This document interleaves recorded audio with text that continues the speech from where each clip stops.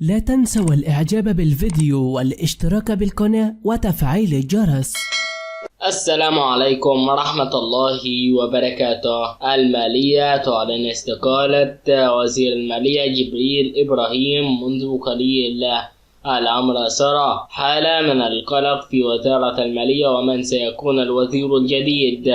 أوردت أجهزة الإعلام اليوم عن استقالة الناطق الرسمي بالوزارة جبريل إبراهيم، وأوضحت الوزارة في تعميم صحفي أن الخبر صحيح تماما وأنه هو اعتذار عن التكليف. ونوهت وزارة المالية أنها رفضت قبول الاعتذار، وما زال الناطق الرسمي أدى رسالته الإعلامية في عمله كناطق رسمي باسم الوزارة، وهذا ما لزم توضيحه من جانب الوزارة فالآن ننتظر تعيين وزير جديد للمالية بديلا لجبريل إبراهيم بعد استقالته من المنصب مؤخرا.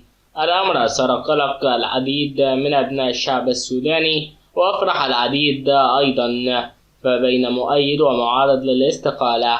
وفي الأخير السلام عليكم ورحمة الله تعالى وبركاته.